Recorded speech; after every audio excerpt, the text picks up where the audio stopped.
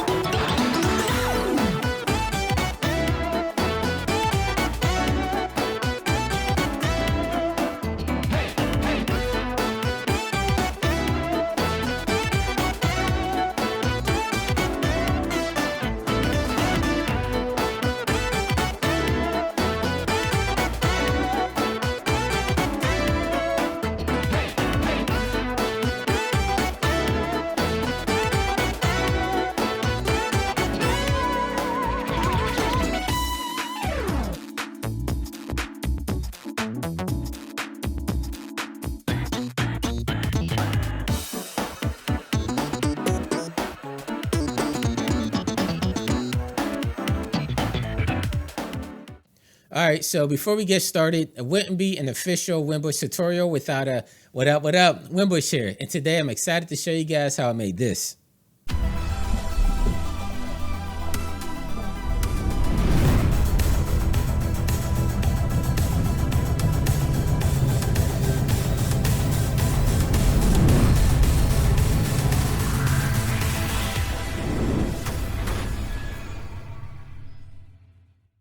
Now, if I bring my desktop up and we scrub through this video here, I'm going to show you guys a couple of things here. So this tutorial is all about how to bring Cinema 4D into Unreal. And so for this first scene here, I have this water sphere going off inside of there. So in particular, I'm going to show you guys how to do this part right here, how to bring X particles into Unreal. And then if I scroll forward, we have this scene here, which is my favorite part of the sequence. It's this neon synthwave city scene. So I'm going to show you guys exactly how I took a kickbash from Pixel Labs, brought that into Cinema 4D, used Mograph Cloner to build this whole city scene out. And then I brought everything into Unreal. So I'll show you guys how to do that. But first, I'm going to show you guys how to build out this scene right here. This is the easiest one and the most simplest one to kind of show you guys, like get your feet wet on how to bring Cinema 4D into Unreal. It's a real simple like neon space tunnel that we fly through until we get to the end. And so I'm going to start off with this scene here. Let's get everything kicked off with Cinema 4D. So I have this opened up. I'm using version R21.2, which is the latest version as of now. So I'm going to start off by opening up that scene there. And what I have right here is I have a kit bash model from a sci-fi kit that I got off of ArtStation. And so just to break it down, it's real simple. I have a centerpiece here. I have two end pieces here. And then I have two light panels here that when we put our materials on here, it's actually going to shine through these holes here. And so the first steps we want to do is I'm going to show you guys how I textured this so that the textures could properly be imported into Unreal Engine. And so down here in the left-hand corner, lower left-hand corner, I'm going to just double click with my mouse, and then I'm going to make this first material. Let's make this one sci-fi blue. So I just named this sci-fi blue. If I double click on it, open it up here, I'm going to first start off by picking my blue color. So I'm going to come over to RGB. I already have my attributes written down that I use, but usually if I'm picking colors, I just come over here to spectrum and I'll start picking them on here. I like using the gradient tool over here to pick my colors. But like I said, I already have my colors already written down. So for my blue, for my red, I'm going to go 0. For my green, I'm going to do 122. And for my blue, I'm going to do 114. There we go. And that's the blue color that I picked. And then I'm going to come down to reflectance. And what I'm going to do here is I'm actually going to click remove. So the default specular, I don't want that. And what I found is whenever I come in, add like a GGC or what is that, GGX, it imports better into Unreal. I found if I use the default specular, it doesn't always give me the desired results in there. And so I usually come in, do GGX, and then for right here where it says layer 1, I'll bring it down to like 1 or 2%. And that usually gives me enough gloss for whenever I bring it into Unreal. It looks pretty decent in there. And that's all I have to do for that one. And so I'm just going to make a duplicate of this material here. So I'm going to hold down left control on my keyboard. I'm on PC, by the way. So hold down left control, then left click and drag over. Let me double click this. So I've just made a copy of my material here. And I'm going to name this one sci-fi white, even though we're just going to pick an off-white color. So since this is a copy, I don't have to do anything to the reflectance channel here. I'm going to come up to color, and I'm actually going to type in my RGB attributes here. So I did kind of like a off-white. I did like 118 all the way down. Here we go. So it's a little bit of an off-white, I guess a grayish color. And so now I'm going to just click and drag these where I want these to be materialized. And there we go. That's my outer shell of my sci-fi panel.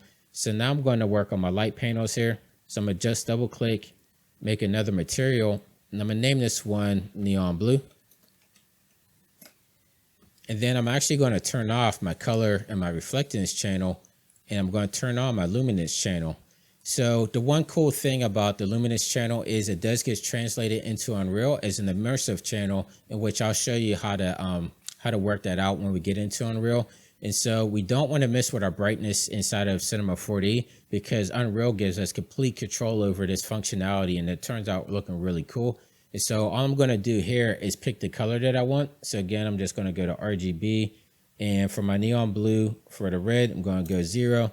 For green, I'm going to do 183. And for blue, I'm going to leave it at 255. Then I'm just going to drag these onto my light panels here, like so. So the next step from here is I want to add a Mograph cloner to make a clone of this object, and then we'll build our tunnel scene out with another cloner. So we're going to have a cloner within a cloner that kind of build our tunnel out. So I'll show you guys exactly what I mean here. So first, I'm going to come under Mograph, come under cloner, and then I'm going to drag my panel under here, under my cloner. And you can see now it's making a linear stack here, which we don't want. First, we want to make this into a radial image, and then we'll make our linear stack on our second cloner. So let me show you exactly what I mean. I'm going to click on cloner here, and under object, if I look at mode, right now it's on linear. If I click on radial, it actually radials it out, making to like a circular motion, but I don't want it pointing that way. So I'm going to come under coordinates. Let's make this one 90. So now we're getting the starter of our panel here, or of our tunnel here. So I'm going to click back on object. I'm going to leave my count at 5. I'm going to expand this out a little bit, maybe around there, maybe like 79. And then I want to make these panels a little bit larger. So I'm going to come under transform, and then under my X, Y, and Z, I'm going to just add 0.5 to each one of these. So they're going to end up being 1.5, something like that. And now the next step is I want to make a clone of this to extend out into our scene. So actually, let me name this one cloner panel 12. So I'm just naming this so I know exactly what this cloner is. And then let me come back under Mograph, make another cloner, and I'm going to drag this cloner under this one. And again, it made a linear stack of it. And so what I'm going to do is come under objects. I'm going to leave it at linear, but let me come under here where it says Y. I'm going to bring that down to 0. And then under coordinates, there we go. I'm going to make this 90, somewhere around there. Then come back under object. And I believe it's on the Y. Let me see. Yeah, somewhere around there. So I want to extend this out maybe to about there. So you can see that we made a clone of our clone. And if I make this count up to like 16, you can see that it's really going to go across the field here, which I'm not sure what happened to my scene. There you go. So if you ever lose yourself in the viewport, if you click H, that should bring you back into a good position, just if you get lost like that. Cool. So you can see that we have our tunnel built out now. So now I'm going to build like the outside shell, which is pretty much just a tube. So if I click on this, and then I'm going to come down to orientation, make it +Z. So now you can see my tube is facing in the same direction here. So I'm going to go inner radius, just make that 90. So it's not extruding our tunnel here at all, or our panels here at all. And then I'm going to extend the height maybe by like 5,000. Here we go. Somewhere around there. Then I'm going to click on my cloner. And I'm just going to drag this to the beginning of my tube here, like so. Here we go. Somewhere around there is looking pretty good. So if I look down my tunnel, you can see now we have like our sci-fi panels inside of our tunnel here. And if we want to offset this a little bit so it doesn't look just linear going all the way down, if I come under my object tag and no, that's not the right one.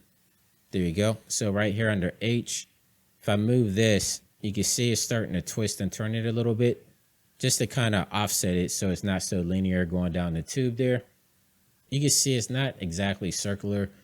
So I'm going to have to add some more segments in here. So I believe it's my height segments. All right, cool. So the next step from here is let's start building out a material for our tunnel. So I made a new material. I'm going to name this one tunnel outside. Let me double click on this to bring it up. So for my color, I'll come under RGB. I'm going to do like a blackish color here. So let's do maybe, I'll click on RGB. Let's do 46, somewhere around there. Then again, I'm going to come to remove. For remove the default specular, come to add a GDC or GDX, sorry. Then come down, make this like 2%. And then on this one, I'm actually going to add a normal channel here to kind of give it some textures in here. Let me click and drag this normal map over here. Click no. Then I'm going to drag this onto my tunnel. And then I'm going to click on my material over here. And you can see where it says projection. I'm actually going to make it cubic. And then for my length, I'm going to do 25 and 25 for the U and the V. Like so. And there's our basic tunnel there. And then one last thing is we need to add some type of end cap here so that we can go into the white light. So I'm going to come back under here, under where my primitives are. Click on disk. Let me drag this out over here. So I have my disk here. And for orientation, I'm going to go +Z to make it upright. I don't really need to add any segments because I'm just going to cap it off here, but I do need to make a material for it. So I'm going to make a copy of my neon blue. Just name this one white and just add neon white. Double click on that. Click on my luminance channel. Then I'm just going to make this one pure white. Click and drag it onto here. And there we go.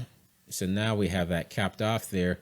And I already have my camera put into my scene here, but basically this is just the default Cinema 4D camera. Nothing fancy going on. I just have a keyframe at the start and the beginning. I mean at the start and the end. So this scene is around 90 frames at 24 FPS. So if I click play, you can see we're going to the end of the tunnel here. And you can see that we're doing a little rotation here as well. So if you look on my rotation keyframe in here, if I scroll through this, you can see I just have it rotating at like 180 degrees there. So if I click back at the beginning and click play, then boom. And so if I want to bring this into Unreal, what I'm going to do is, and let me stop this. So you want to come up to File and then come down to Save your project for Cineware. And so this is something that's new in version R21. If I was using version R20 and I believe 19, it's called Save for Melange, but it has the same principles behind it. So we want to click here where it says Save Project for Cineware. And then I'm going to find my UE4 folder. And so this is, actually, let me go back. So I have my scene here called NAB tunnel _ cinema 4D. And the way that I usually organize my project when I'm going to be working in Unreal is I like to label it at the end on that particular program that I'm using. So I usually build everything out in Cinema. And so that would be _ C4D. And then when I'm ready to export it out for Cineware, I would do UE4 for Unreal Engine 4. Like so. And I'll show you exactly why now. So if I click on save, and I'm going to let this save out here. So let me find where I saved that out at.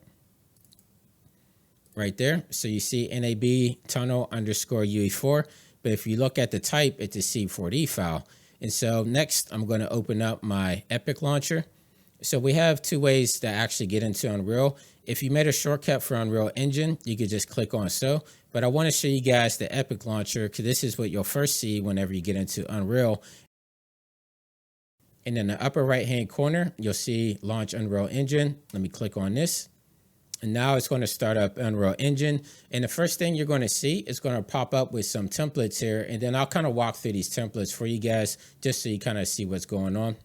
Okay, so this is what pops up whenever you launch Unreal. And down here, this is something that's actually new in version 4.24. They have these new project categories. Before, when you open up Unreal, like it's basically a game engine. So this was the only category that they had previously. So if you click on next, you can see that we have a whole bunch of different templates to get you started off. Like if you wanted to make like a first person shooter, or if you wanted to make like some type of driving game, like these are the templates that you would use to get you started off. They even have one for VR, or usually for like motion graphics artists like myself, we would just usually start off with a blank slate, but it still gave us like a bunch of stuff that we didn't really need. Like if I click next, it gives us a whole bunch of different project settings. Like if you wanted to use Blueprint, or if you actually wanted to code by hand, we have a ray tracing option here.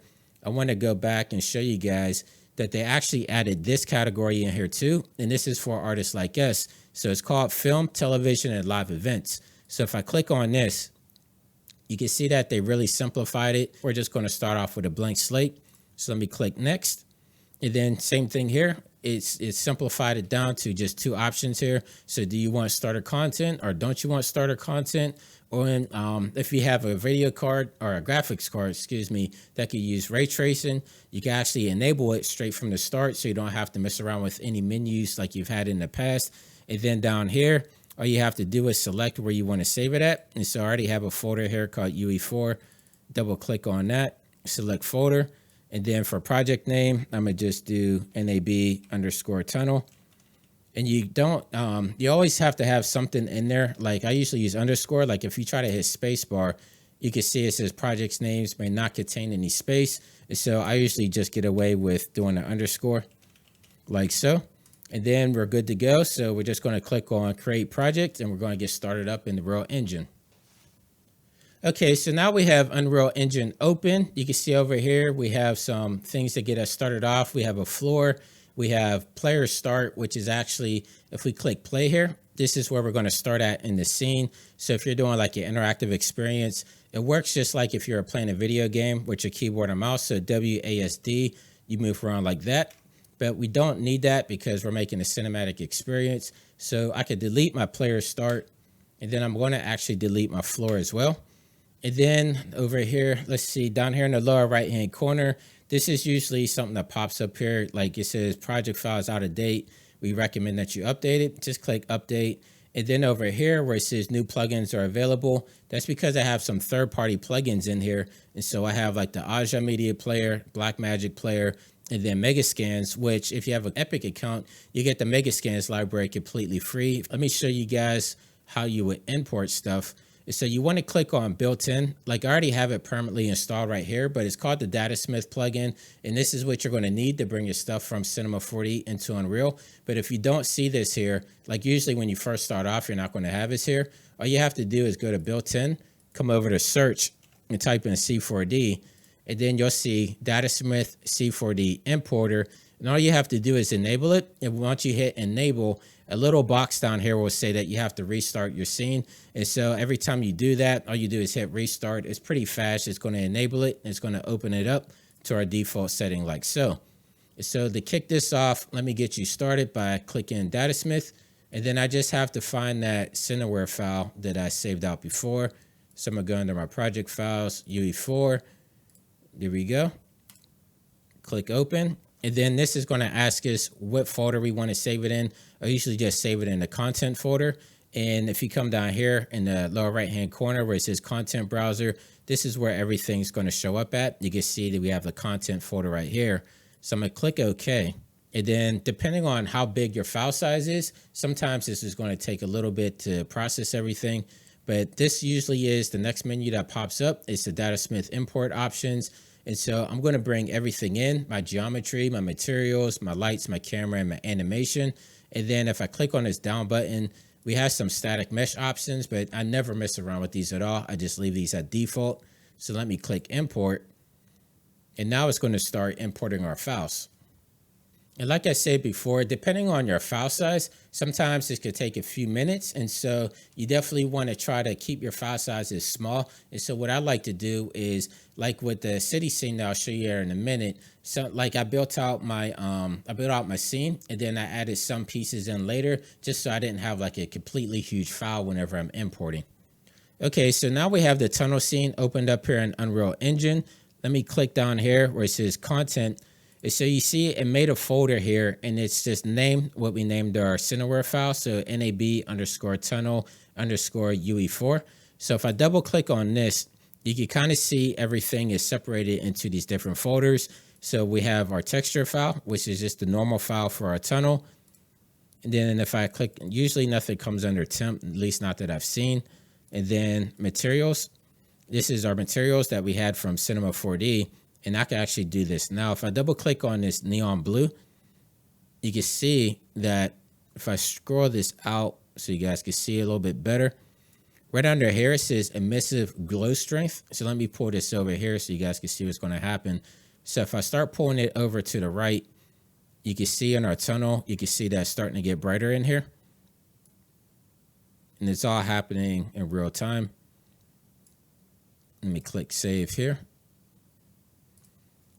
Cool. And then you'll notice too, whenever you import a scene, it says that lighting needs to be rebuilt. I'm going to show you guys how to do that here in a second, but let me go through the content folder. And so down here, we have our geometry as well.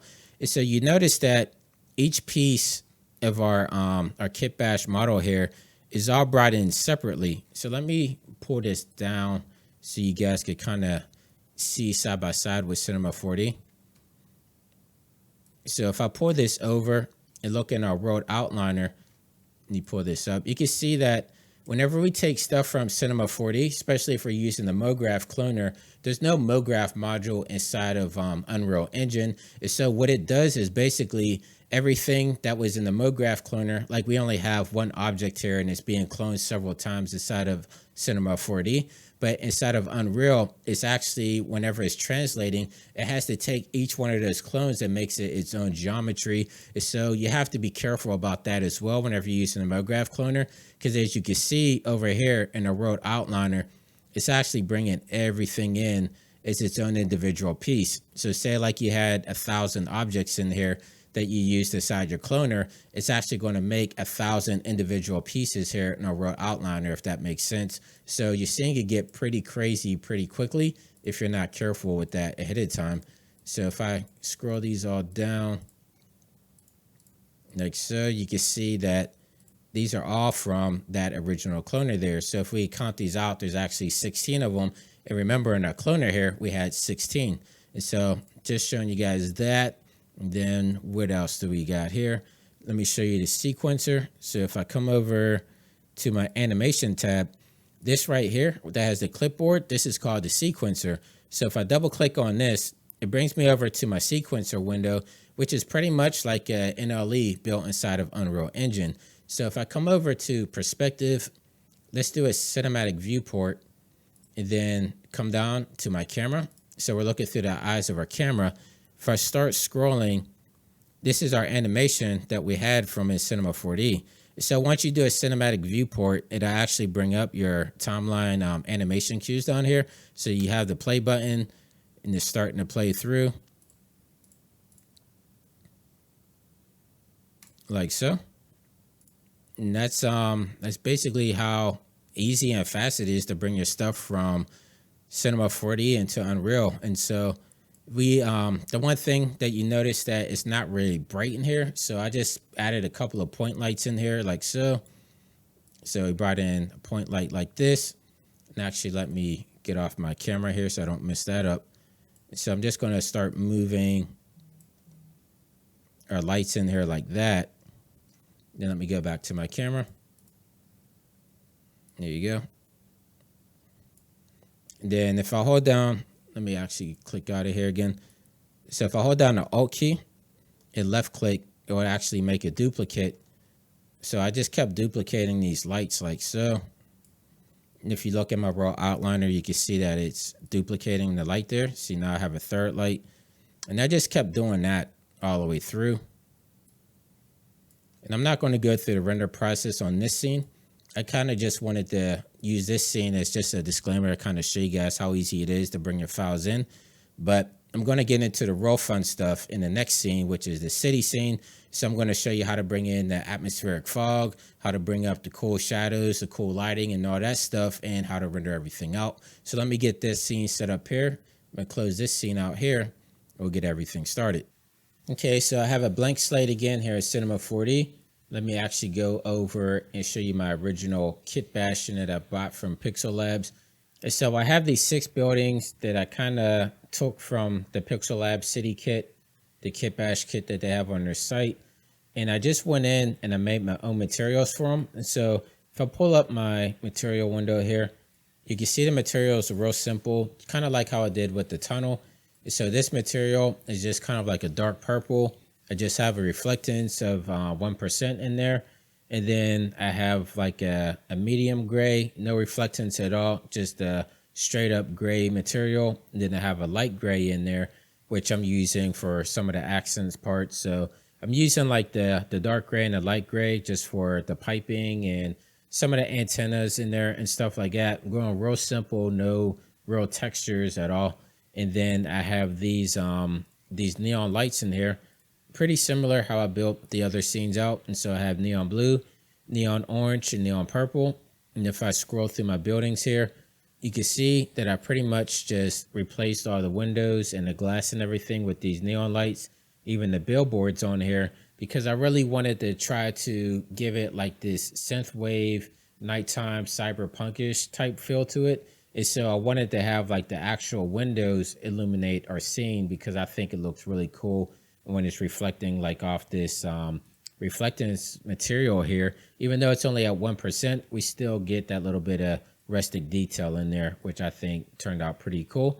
And so let me show you really quick how you can build out a city scene within a matter of minutes.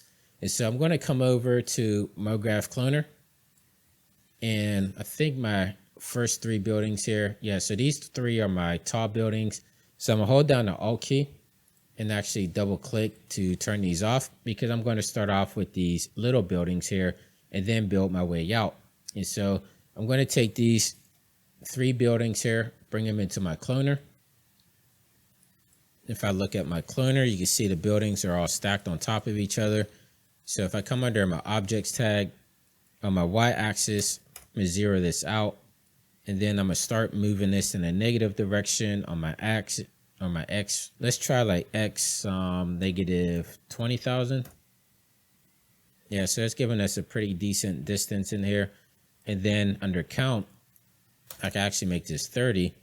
So now we have 30 buildings going way off into the horizon there. And if I want to like kind of scoot these buildings together a little bit so they're not so far apart, if I come down under a mount, I could just drag this over to the left, start squeezing my buildings in here a little bit. And as you can see, the pattern of the buildings are pretty linear. And so I have this building, that building, the short one, and then the pattern just repeats. So if I come under clones and click on random, I could kind of randomize these out. And under seed here, let's say if I click like 1, just pick a random number, it will kind of randomize them. So if I click like 25, you can see that the buildings are just randomizing in there. And the more buildings that I have in there, the more, I guess, detail you can have in there. But I only built out these 3 short ones, but just depends on the level of detail that you want in there. And so you can see I have all these buildings going off into the horizon there. And I'm going to add like a back layer to here. So another building row. So if I hold down the control key, make a duplicate of this cloner, just drag this out like so. And then all I have to do is come down to my seed, pick another random number. And now we have buildings behind those buildings. And I can actually, let's say we reduce the count of this one and then just drag it out. So it's not exactly the same. And so we're just kind of offsetting them there a little bit, just to kind of give it the illusion of a little bit of randomness in there. And then if I want now, so that we don't really, so we don't see any like blank spaces over here, I'm going to make another duplicate of this one and just delete out these buildings. And then this is where I'm going to add my tall buildings. So actually let me zero out my coordinate on this cloner. So it's in the exact 0 here. Then I'm going to drag these 3 buildings into this cloner. And as you can see, it's already cloning these tall buildings out. So this is just quick and dirty, just kind of building out our city block here. And I can actually duplicate that again. There we go. And then let's say maybe for clone on this one, let's make it like 18. And then seed it at like 400. So you guys can kind of see the pattern that I'm doing here.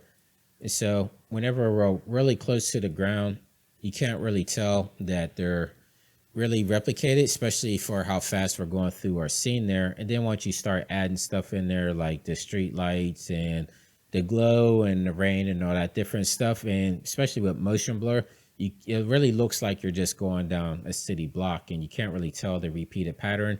And so this is pretty much just for background noise there. Our main focus in our sequence was actually the road and the ship that we're following behind. And so let me build out my other side here.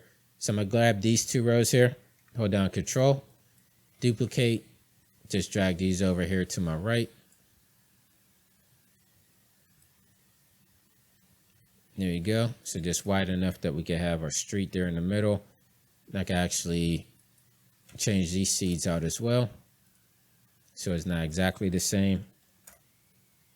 And I can actually take one of my tall buildings, take another duplicate there, so you guys can kind of see what I'm going for. Stuff like that. And so we have like a good blocked out city block in here. And then if you want to start adding like hero buildings and stuff like that, like stuff that you really want to focus on, say if I take my cloner, let's say this building 7 here, I'm gonna hold down control, just make a copy of it and drag it out here. And let's say this is the building that we kind of want to fly into. So I'll just take this building, bring it down here. So I have it at the end of my scene there. We want to make it a little bit more prominent. So I'm gonna come to my coordinates and let's do our X, Y, and Z scale of 2. So now we have the big building in the middle there, and we don't want to have blank spaces here. So just for example's sake, let's make it a duplicate of this, but I'm actually not going to duplicate this building per se.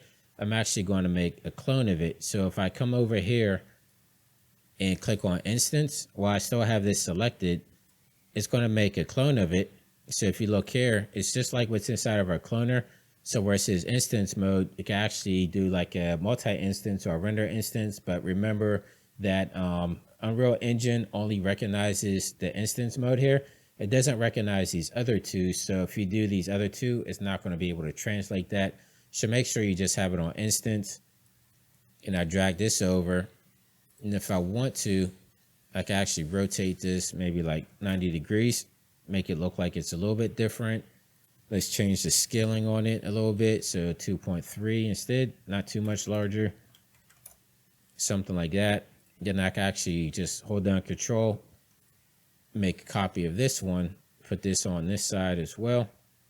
So you can kind of see that we're starting to build out our hero buildings that we're going to be flying into.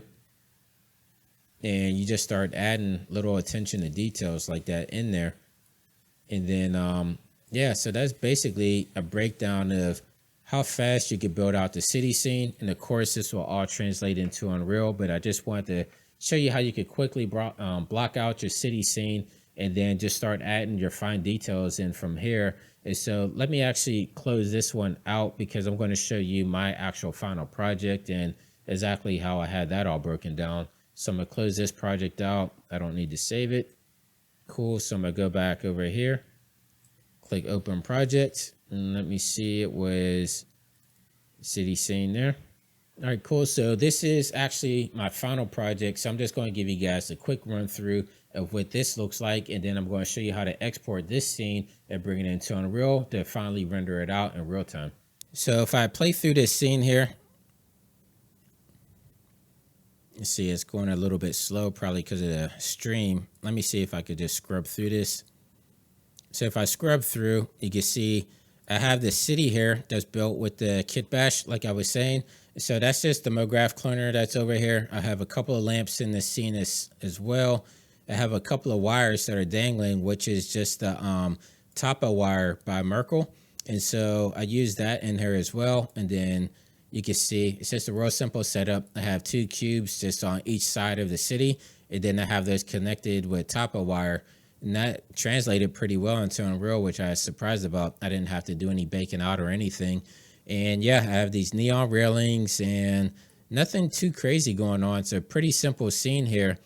And so to build out my city, bring it over to Unreal, same thing as before, save project for Anywhere, come over to project files. Actually, there we go, city scene, UE4. And I'm going to do underscore UE4 and click on save. And this is going to take a few moments to save out. This is actually a larger file than what the other one is, but this shouldn't take too long. I think this one equaled out to be about like 3 gigs when it comes down to it. Okay, so our scene is saved out. And so now let me go over and open up Unreal. Okay, same thing as before. Gonna go under File, Television, Live Events, click Next, do a blank. And then I'm going to save my project under UE4. I'm just going to name this one NAB City underscore live, since we're going live now. Then click Save Create Project. All right, same process as before. Click Update. I'm going to dismiss my plugins. I already have my Datasmith in here. I'm going to delete the floor plan. I'm going to delete the player start. Click on Datasmith. Then I'm going to bring in my Cinema 4D project. There you go, city scene, click open. Gonna do default content browser window right there under that folder. Open this up and then it should pop up asking me what I want to import, which I'm going to be importing everything. So Datasmith import options, let's click import here. So everything is importing right now. It's going to take a few moments here, but once we get started, I think you guys are going to really be amazed to see how fast I'm working in real time, and everything is going to be what the final sequence looks like. So whatever we're seeing on the screen, that's exactly what our final render is going to end up looking like. Okay, so now we have our scene all here in Unreal Engine. Over here on the right hand side, this should look familiar with you, along with everything that's here in the content browser. So I'm going to get started by deleting this reflection capture. I'm actually going to use a rectangular one here later on. And then for my light source, I like to zero it out. So I'm going to hit 0, tab 0, tab 0. And I have my light source here in direct center. And then I'm going to make this almost like a nighttime scene. And I kind of wanted to have these buildings here on the left cascade shadows over on my right. And so I have some attributes that I already have written down that I used for my scene.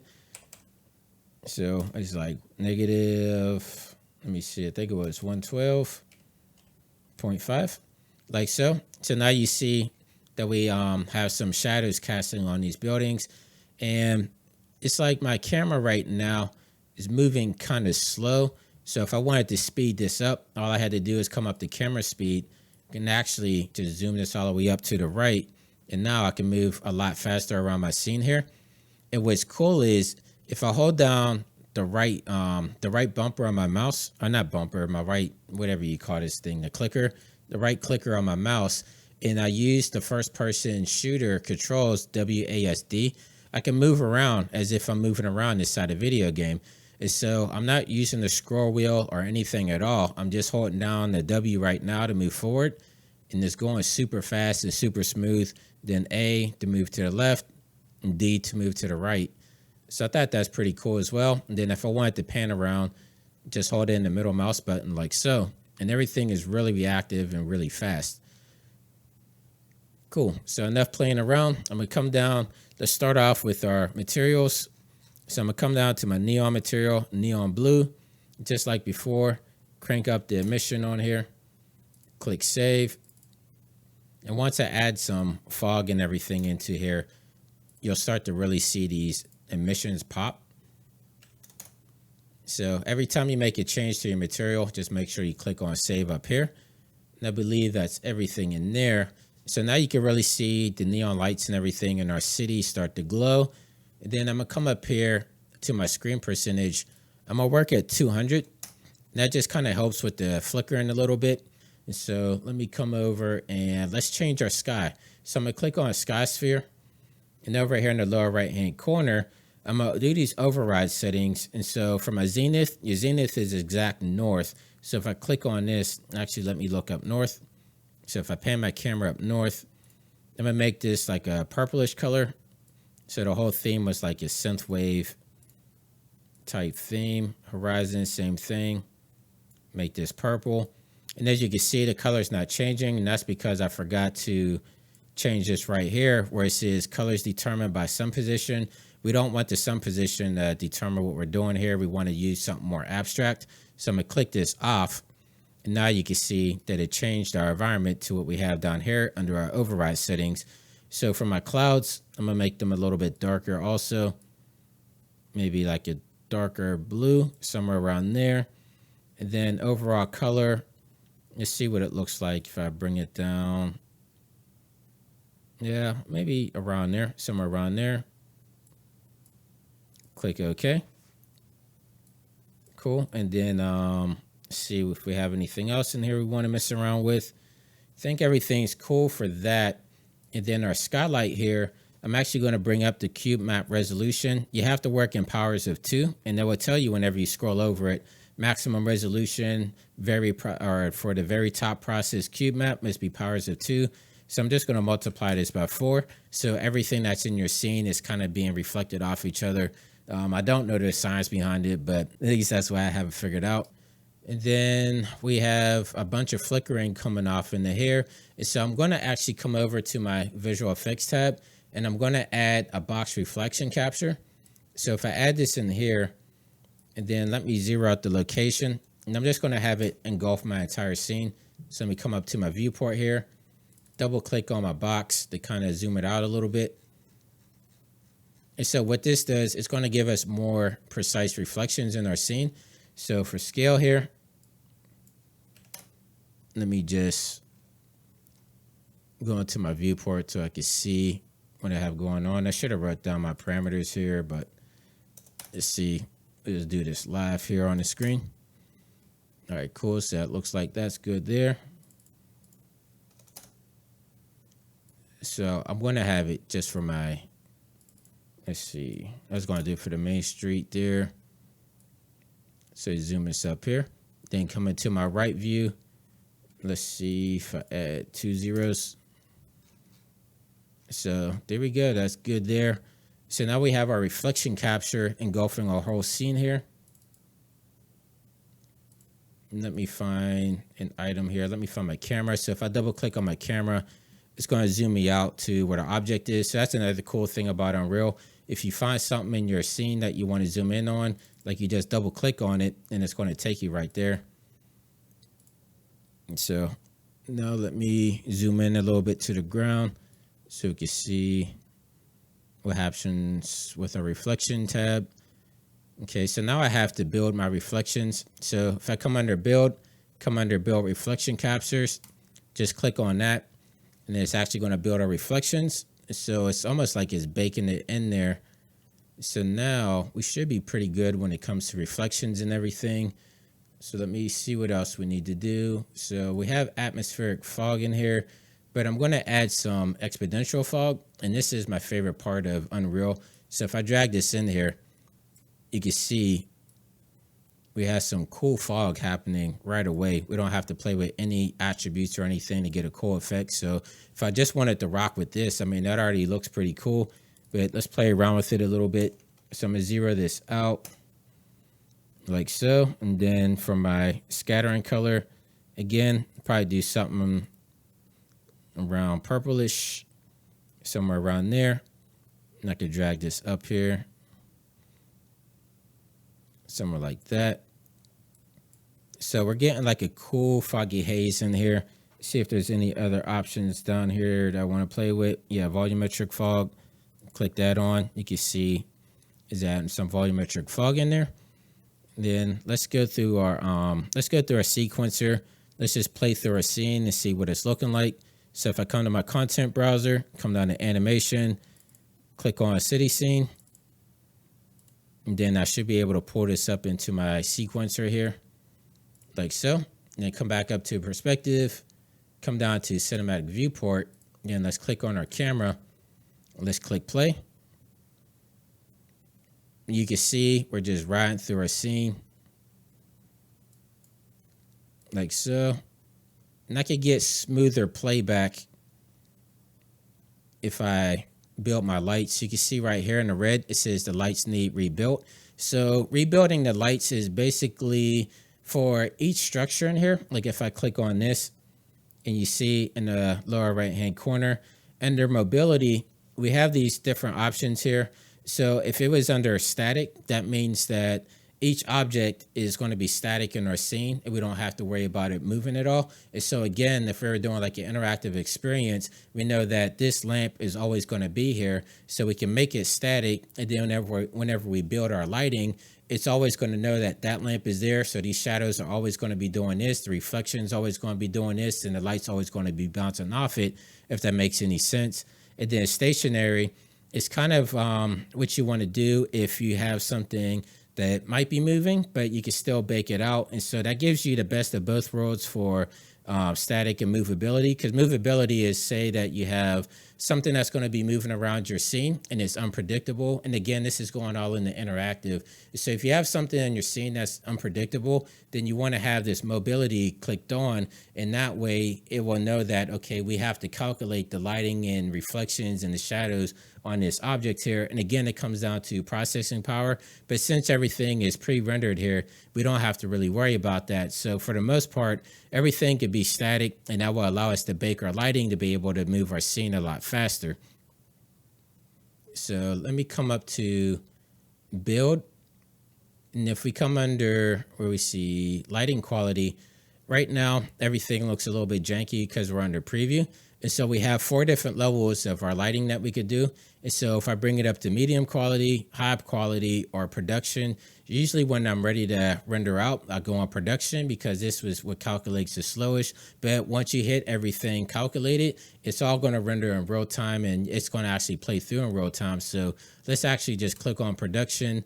Then I'm going to come back over here and click build lighting and let this build out. Usually, depending on your scene size and everything and how much stuff you have going on, just take a few minutes here.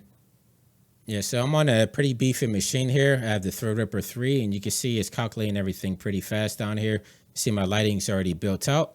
So let me click play again. All right, let me click play again. And actually, I need to change my frame rate down here. My scene was originally built in 24 FPS. So let me make sure I'm at correct frame rate.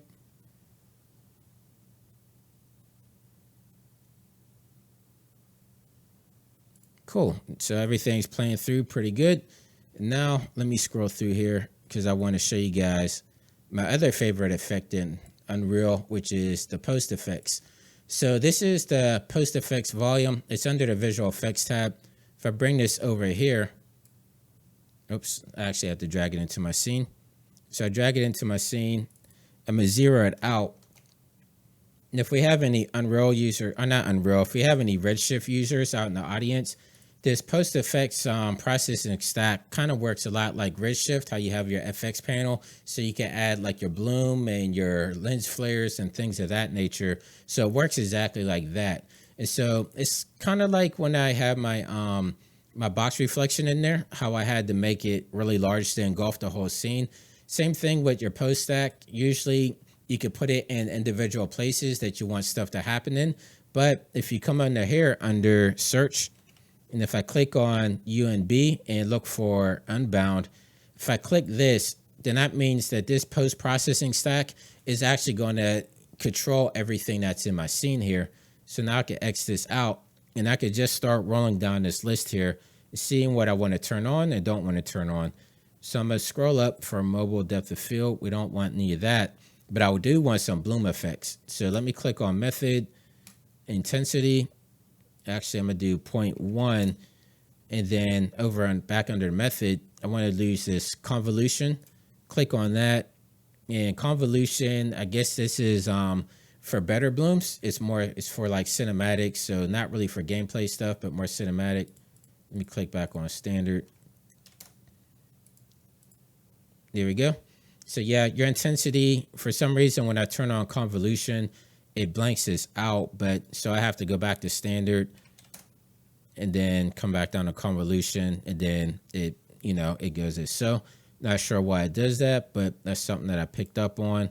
So now we have our neon lights looking pretty cool in here. So let me click on our next stack here, which is exposure.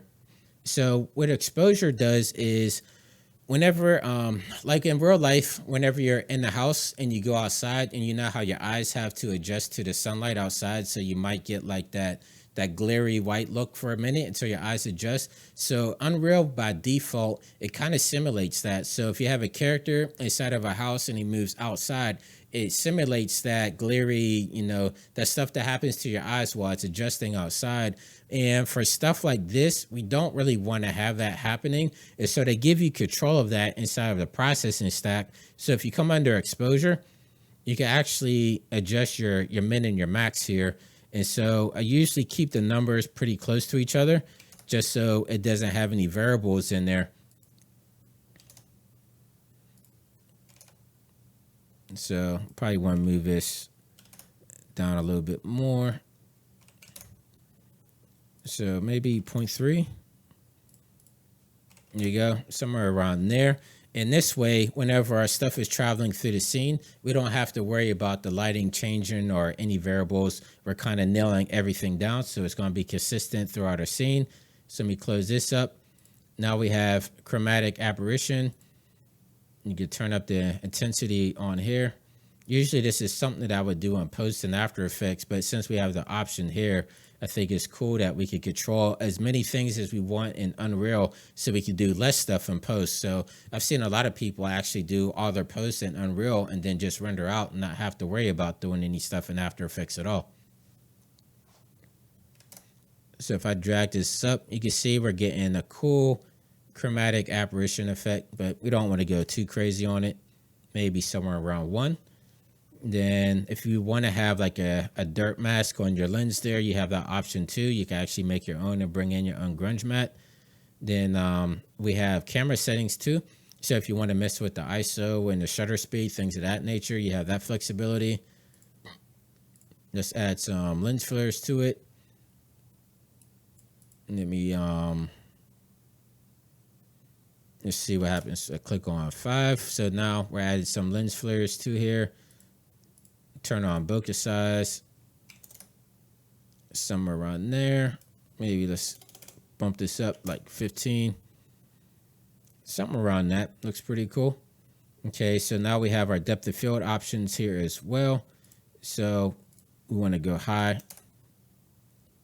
Let me go extreme. All right, there we go. So I had to come down to my depth blur radius to really get this kicked off, but you can see we have some cool depth of field going on here. Something like that looks pretty neat. So if I actually go back, start playing through this, there you go. So cool. And then we have some color grading stuff down here as well. You have saturation, contrast, all that fun stuff. I'm not going to mess with any of that stuff at all. And actually, let me come up and I'm going to knock down my depth of field a little bit so we're not too crazy with it. Then come down to here. We have these rendering options as well. So we can add ambient occlusion, which we can actually export our own ambient occlusion EXR file for if we wanted to do stuff in After Effects with it or whatever your post-processing program is that you want to do. I'm going to leave this stuff alone here. Again, we have ray tracing options as well. So if you want to have ray tracing ambient occlusion, you have that option. You could turn on global illumination here. See what else we have. Motion blur is pretty cool. So if I turn on motion blur and actually, so now you can see we actually have built-in motion blur inside of our sequence, which is real cool. So you don't have to worry about doing any of this stuff in post anymore. Let me crank it up a little bit, say like 1. So now, yeah, you can see we have some really cool motion blur playing through our scene. Makes it look like we're really speeding through our city here. Actually, I'm going to turn this off. And then what else? I know we had some reflections. Yeah, so we have reflection types down here too. We have screen space. We have ray tracing. So if you want better, if you have a graphics card that has ray tracing, you could turn that on as well. And then I think that's it for our post-processing stack. So now let me get into my, under lighting, cast shadows. Definitely want that turned on. And so now let me get into the rendering of the sequencer. So if I pull this up, so say that we have our scene done. This is exactly how we want it. You come down into your sequencer, and this is where you're going to render everything out. And so so I'm not going to worry about the spaceship. More importantly, I'm just going to show you guys how to render this part out. So if I come under, where are we at? Let me scroll all the way up. If I come under track here, under green, I'm going to add the sequencer. No, I want to come down to camera cut track. So basically, if I hit camera cut track, this is going to add this file up here, and this is where we can actually start adding our cameras into it. And so what's cool about Unreal is you can actually have your animation play out, but then you can also set up several different cameras inside of your scene. And this, the sequencer acts as like an NLE. And so if we want to have camera 1 play for 10 frames, the camera 2 play for 20 frames, you can actually set that up into separate camera tracks here in Unreal. So if I come to the front of my sequencer, then click on camera cuts, come under camera, click on here where the plus sign is, come up to new binding and click camera. Then we can see that we added an actual camera track to our sequencer here.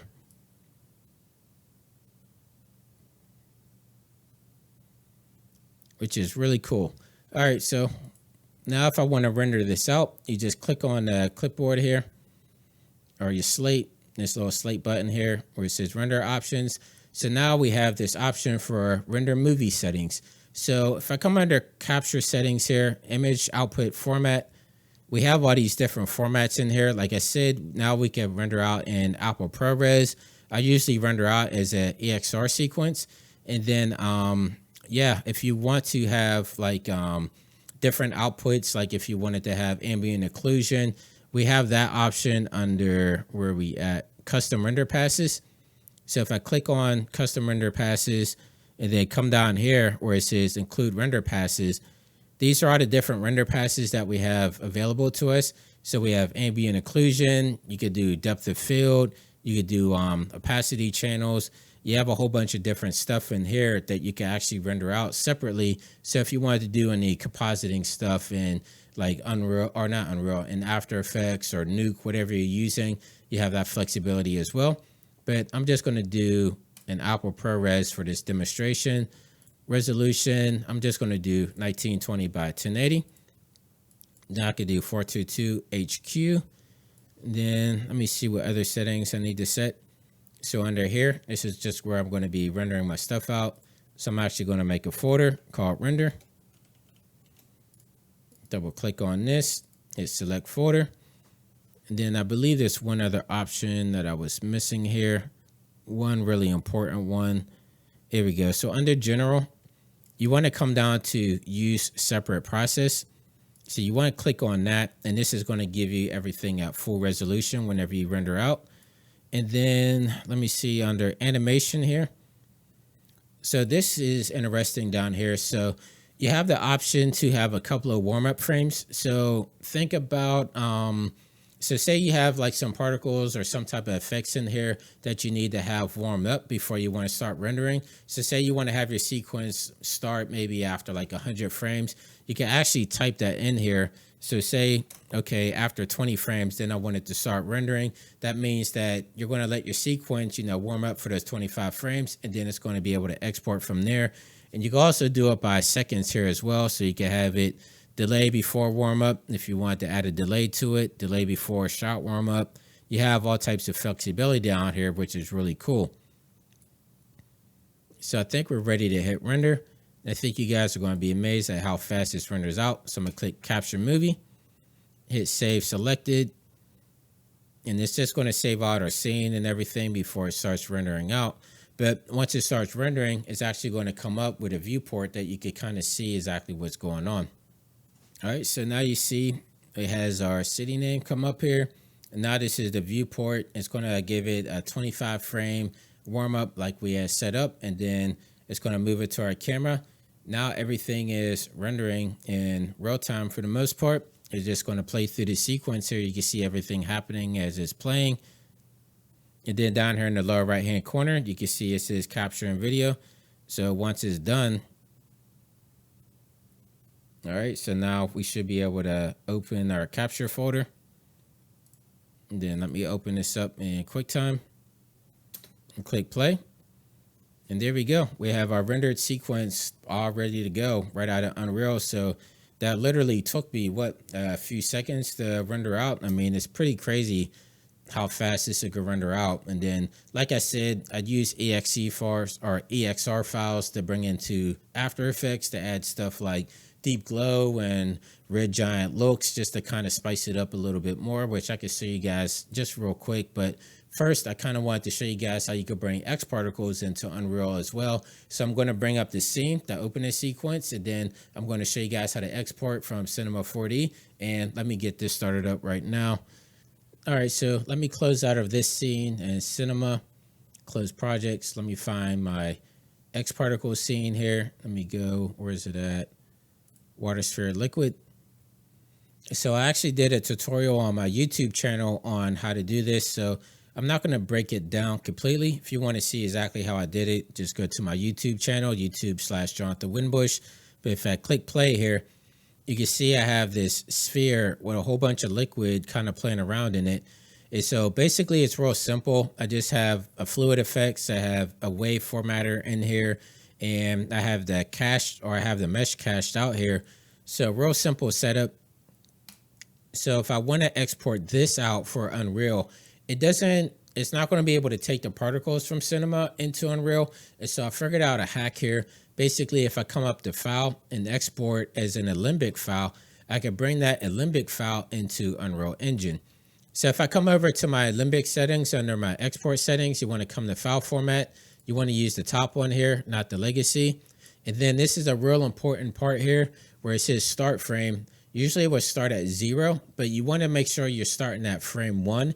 For some reason, when we bring it into Unreal and we have it at start frame 0, it's not going to import correctly. So you definitely want to make sure that you have it on frame 1. And then I also want to make sure that you have your ODV or OVDB mesher. You You want to have this selected whenever you go to export this out. So let's click OK. Export selections here and everything else looks fine. Click OK. And then I'm just going to export it to my UE4 folder. And put ABC at the end of this one. All right, so now let me open up Unreal again. And instead of starting from scratch, I can actually show you guys right here. So I'm just going to open up my original file that I worked on whenever I was doing this.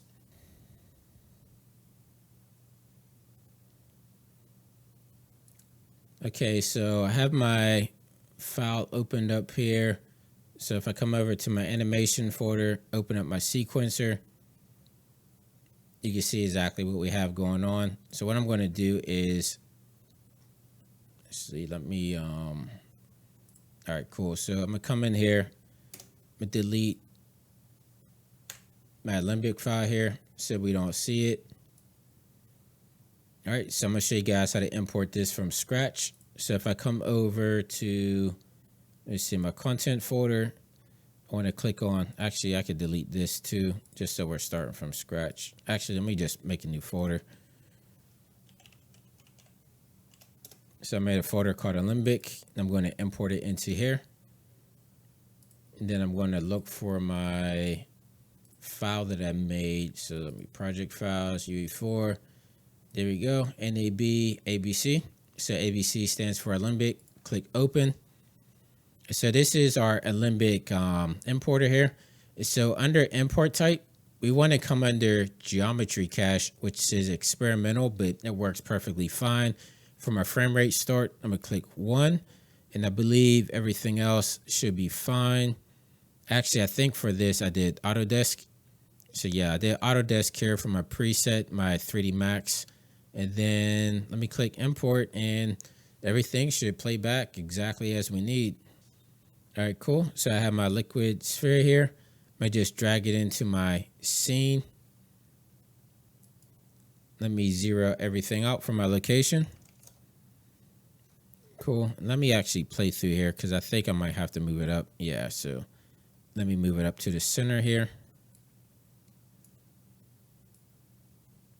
There we go. So now when we click play on it, you notice that it's not moving at all in here. And that's because we have to actually add our Alembic file into our sequencer. So if I click on track, let me see over here, add the sequencer. So after the sequencer, let me click on this Alembic file. Okay, so once I have this in here, I'm gonna click on my track button and then come up to geometry cache, click that. And actually, I should have did this at the beginning of my sequencer. So let me move this all the way over. Now, if I click play, you can see we actually have our Alembic file playing in our scene. So that's a quick and easy way that we could bring our fluids into Unreal as well. And then I actually did have like a neon material on here. So if I come to my content browser, let me go under, look for my material that I had put on there. Let me scroll all the way down. I think it was this neon purple one. Click and drag that there. There we go. So if I click play, you can see that's exactly how I did this scene here. If I come over to my camera, and there we go. That's exactly how I added X particles into Unreal. So hopefully this helped you guys out get started and side of using Cinema 4D to Unreal. I'm going to answer some questions for you guys if you have anything. Hopefully this is a good starting point to get you guys moving forward. But thank you guys for watching my presentation, and I hope you guys learned a lot. And make sure you go to my YouTube channel as well, youtube.com/Jonathan WINBUSH. I actually have a lot of tutorials on there on how I work from Cinema 4D into Unreal. So if you want to see some more in-depth stuff, go there as well.